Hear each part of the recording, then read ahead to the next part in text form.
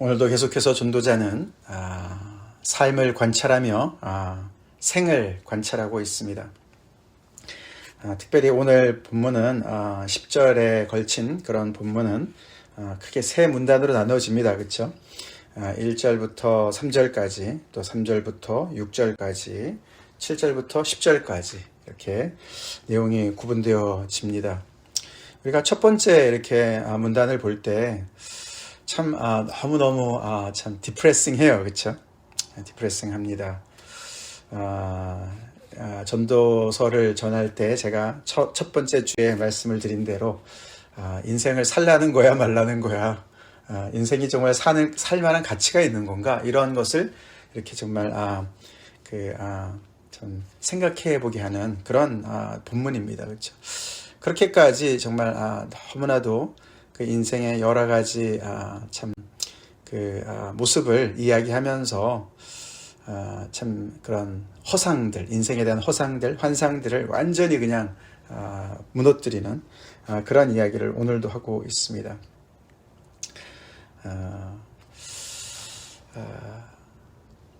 지금까지 우리가 살펴봤지만 이 전도자는 이 삶과 죽음을 이렇게 비교를 합니다. 그렇죠?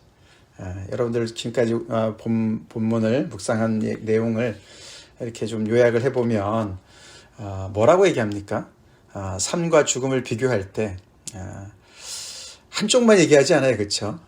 어떤 때는 이 오늘 앞에 1절부터 3절까지 내용처럼 정말 사는 것이 가치가 있는가라는 것을 질문할 정도로 삶이 죽음에 비해서 그렇게 좋은 것 같지 않다. 실질적으로 그는 이렇게 오늘 전도서 4장에서 보면은 그는 산 자보다도 죽은 자가 더 낫다. 그렇죠? 삶이 여러 가지로 정말 학대가 너무 많고 모순이 너무 많기 때문에 오히려 정말 죽은 자가 더 복되다. 아니면 더 나가서, 그죠? 태어나지 않은 자가 복되다. 이렇게까지 얘기를 합니다.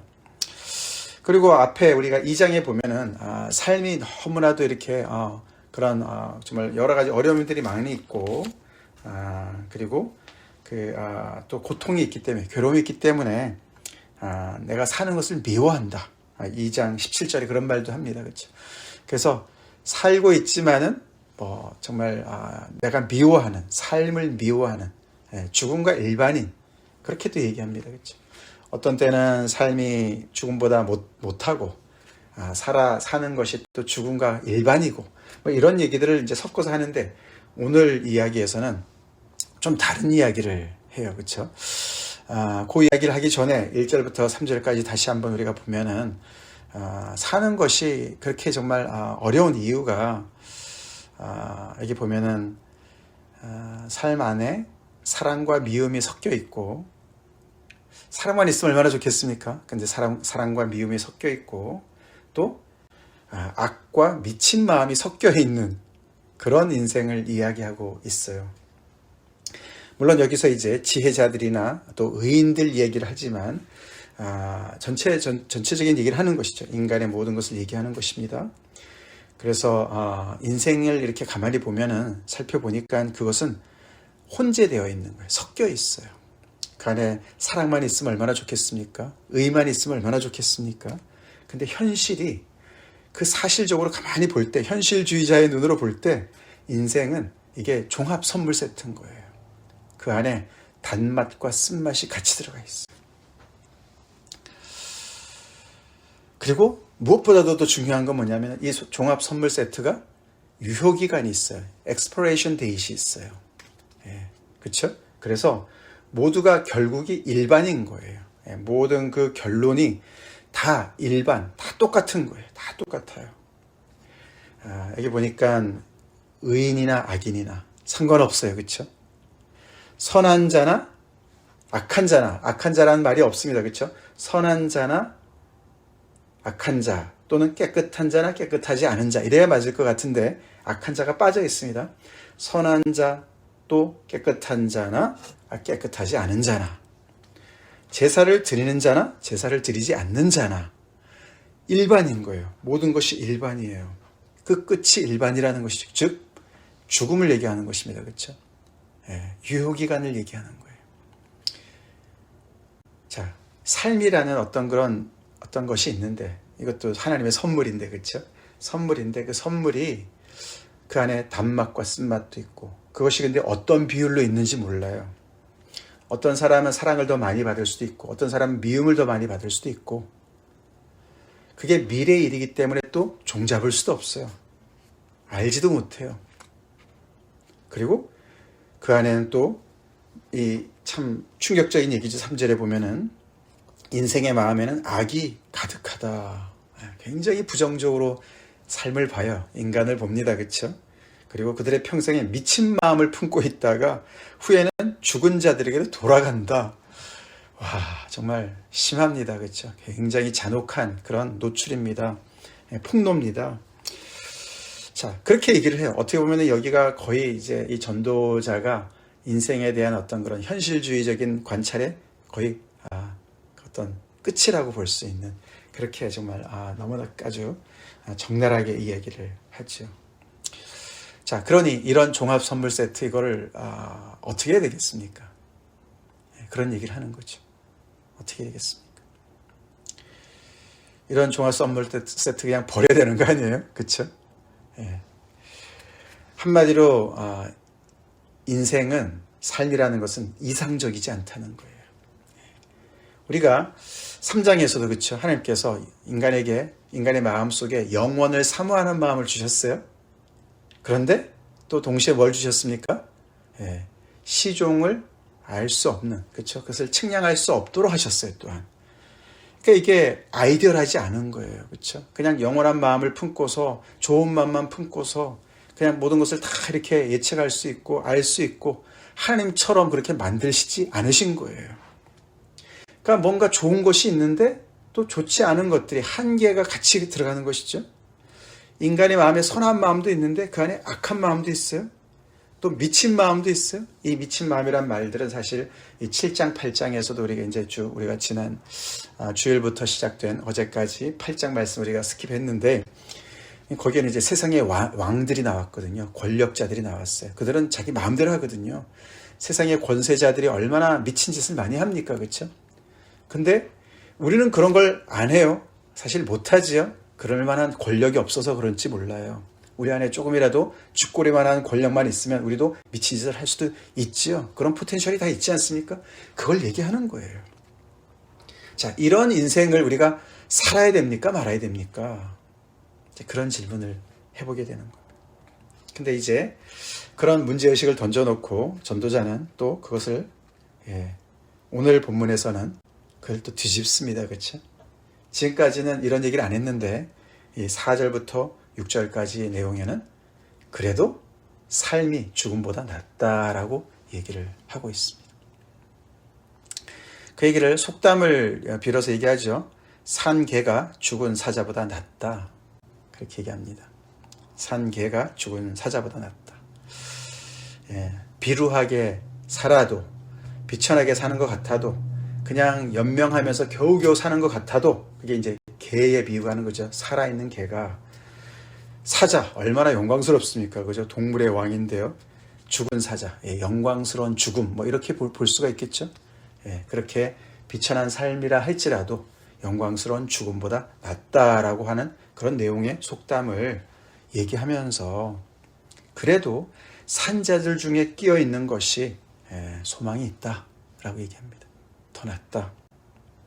지금까지 얘기랑 좀 다른 결론을 또 얘기합니다. 그렇죠? 그러니까 전도자는 다 얘기했어요. 그렇죠? 삶과 죽음을 비교하면서 삶이 죽음과 거의 일반이다. 너무나 내가 미워한다. 그런 얘기를 또 했고, 또 살아있는 자가 죽은 자보다 나은 게 없다. 죽은 자가 오히려 더 낫다.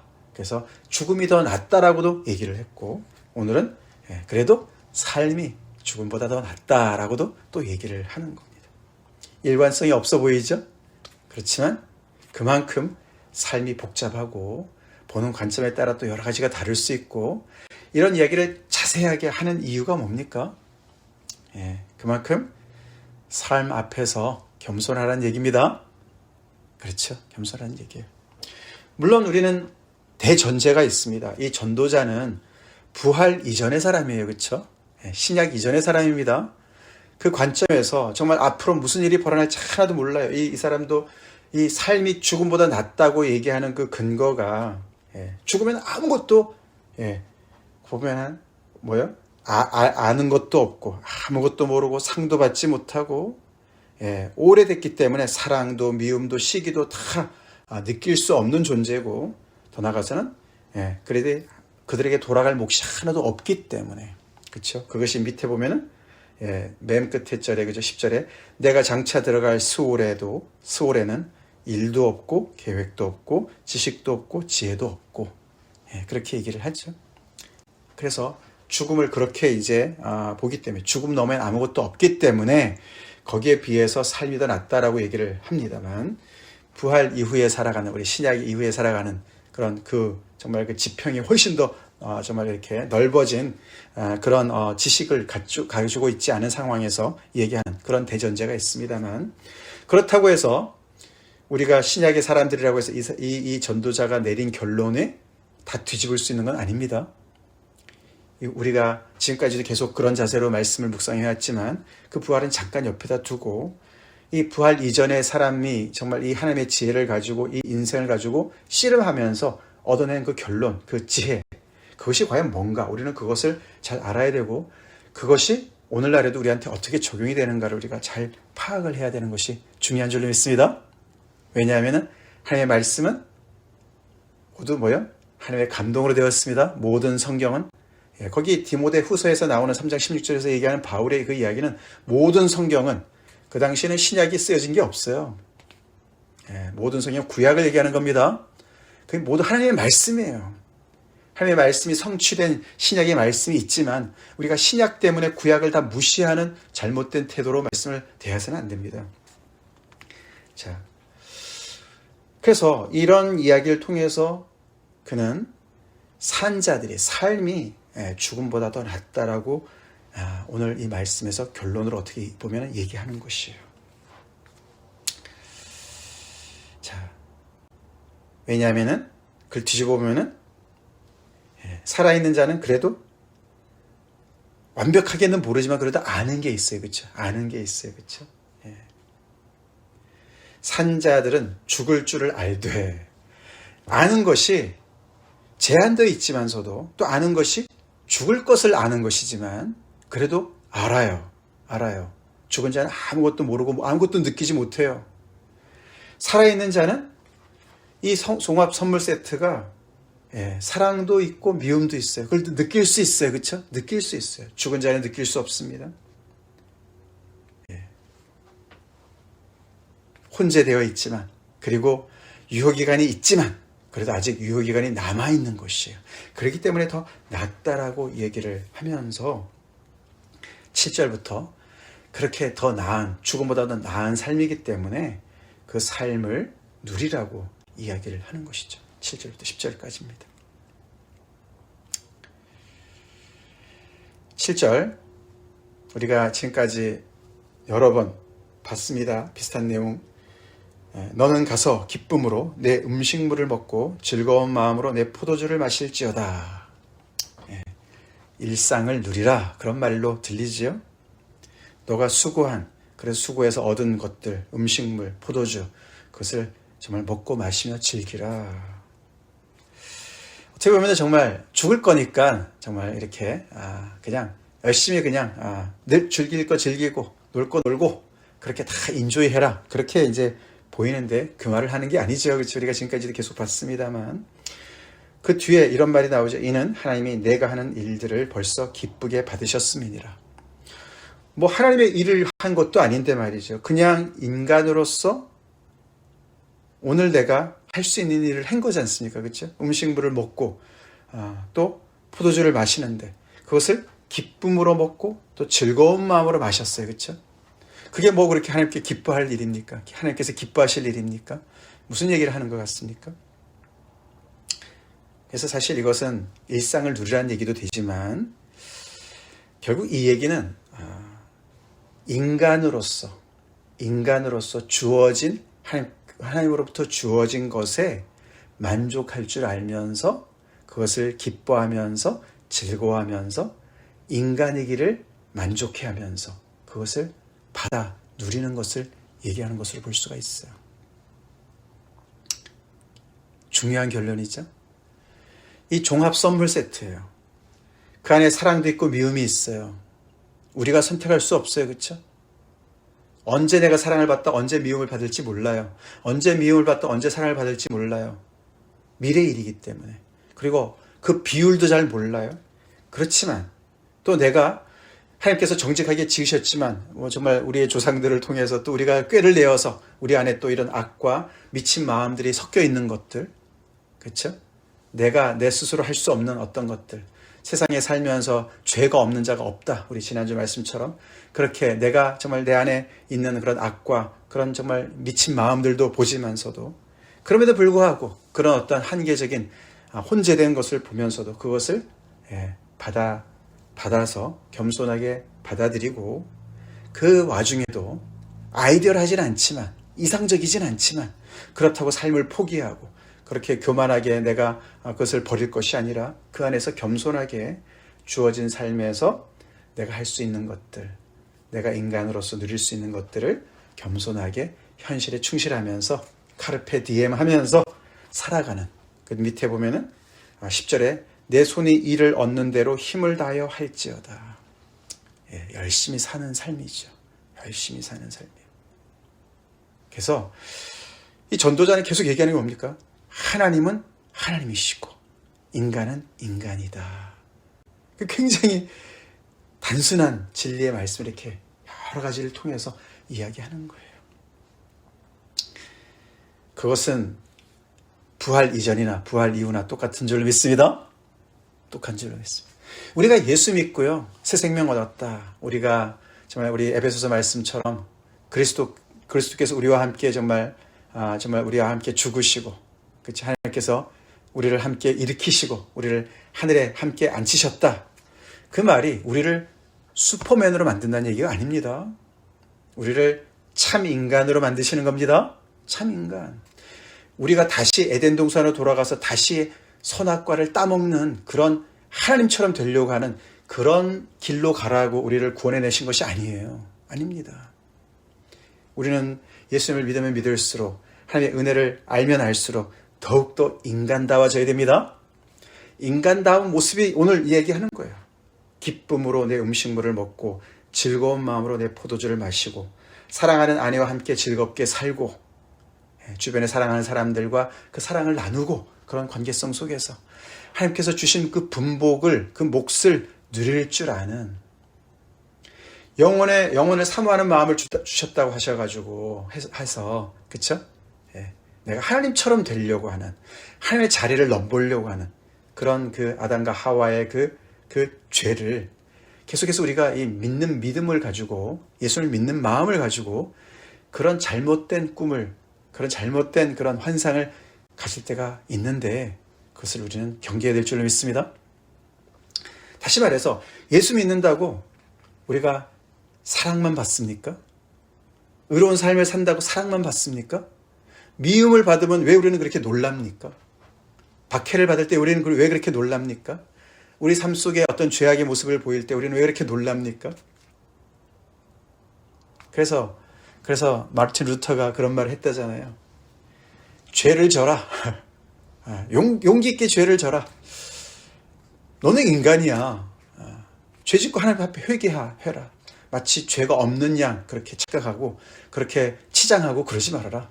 물론 이건 좀 극단적인 표현이긴 하지만 그만큼 인간이 하나님 앞에서 인간의 모습으로 충실하게 살아가고 또 연약한 모습으로 겸손하게 서 있는 그런 어떤 한계를 이야기하는데, 그것이 우리가 예수님 믿어도 구원을 받았어도 하나님의 자녀가 되었어도 계속해서 우리는 이런 우리가 알지 못하는 것들, 측량할 수 없는 것들, 헤아릴 수 없는 것들, 또 우리가 통제할 수 없는 것들, 이런 것들을, 그런 것들을 우리가 그 앞에서 겸손해야 될 줄로 믿습니다. 우리 인생 여전히 혼재되어 있어요. 그렇죠? 혼재되어 있어요.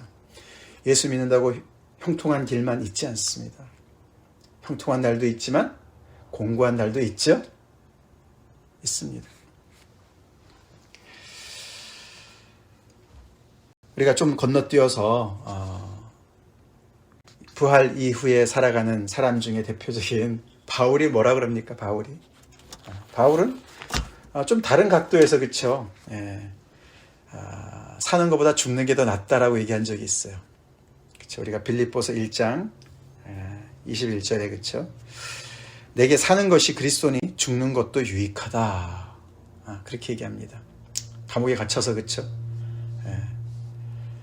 내가 지금 언제 죽을지 모르지만 그러나 내가 살든지 죽든지 내 몸에서 그리스도가 존귀하게 되는 것이 내 목적이다. 사는 거 죽는 거 그렇게 중요하지 않다. 근데 내가 살면 주님의 일을 더 할 수 있고 그러나 괴롭고 고통이 되고 그렇지만 내가 또 주님을 전파할 수 있으니까. 그러나 죽는 것도 내가 유익하다. 왜냐하면 내가 죽으면 그리스도와 함께 할 거니까. 그래서 확실한 어떤 그런 미래의 그런 정말 확신을 가지고 그렇게 이야기를 했습니다. 우리는 어떤 자세로 삶을 대하고 있고 죽음을 또 바라보고 있습니까? 우리는 그래야 될 줄로 믿습니다. 오늘 말씀처럼 우리 주어진 인생을 이렇게 누리며 즐기며 또 열심을 다해서 힘을 다해서 열심히 살아야 될 줄로 믿습니다. 아멘? 그렇습니다. 또 동시에 우리는 이 바울의 이런 말처럼 그렇게 열심히 살지만 또 우리는 죽는 것도 유익합니다. 그리스도를 위해서 내 안에 사시는 분이 그리스도이기 때문에 열심히 또 살아가는. 그래서 이 죽음을 향해서 우리가 지난주에는 지혜도 어떻게 보면 균형 잡힌 지혜를 얘기했어요. 그렇죠? 오늘 말씀은 삶을 균형 잡힌 죽음과 빗대어서 균형 잡힌 삶을 이야기하고 있다는 것이죠. 나는 얼마나 이 삶을 유효기간이 있는 삶을 또 섞여있는 종합 선물 세트와 같은 단맛과 쓴맛이 있는 삶을 그때 하나님께서 정하신 때에 따라서 주시는 것들을 내가 얼마나 누릴 줄 알면서 최선을 다해서 그 안에서 살아가느냐. 더 나아가서는 여기 일상을 얘기했지만 이 일상 안에 우리가 그리스도의 자녀로서 하나님의 자녀로서 그리스도의 제자로서 우리가 또 하나님의 나라를 위해서 열심히 일하는 일상도 있는 줄로 믿습니다. 아멘? 그런 일들을 하면서 우리는 부활의 소망을 가지고 열심히 살아야 됩니다. 부활의 소망이 있다고 해서 현실을 무시하는 삶, 현실에서 우리가 환상을 갖는 삶, 그는 전도서를 통해서 우리가 다 우리가 버립시다. 다 같이 기도하겠습니다. 하나님 아버지 감사합니다. 전도자의 지혜자의 이 말씀을 통해서 우리에게 주어진 인생을 깊이 묵상하며 아버지 우리가 어떤 자세로 이 생을 대해야 되는지 계속 가르쳐주시니 감사합니다. 아버지 다양한 각도에서 삶을 또 죽음을 비춰보는 이 지혜를 가지고 더 나아가서 아버지 우리는 또 부활 이후에 그런 아버지 정말 그 믿음을 가지고 주님 우리에게 주신 이 생명 아버지 정말 열심히 정말 살게 하여 주시옵소서. 누릴 때 누리고 또 하나님 앞에 기도할 때 기도하고 충성할 때 충성하고 또 주님 만날 때 우리가 정말 아버지 기쁨으로 제외하는 그런 아버지 꽉 찬 인생 살 수 있도록 하나님 성령께서 가르쳐 주시옵소서. 인도해 주시옵소서. 혼재된 인생 우리가 살고 있습니다. 우리가 아버지 이상적인 생각에 사로잡혀서 아버지 현실이 마음에 안 든다고 대충 정말 살지 않게 도와주시고 악에 치우치고 아버지 쾌락에 치우치지 않도록 주님께서 붙잡아 주시옵소서. 예수님 이름 받들어 간절히 기도 올리옵나이다. 아멘.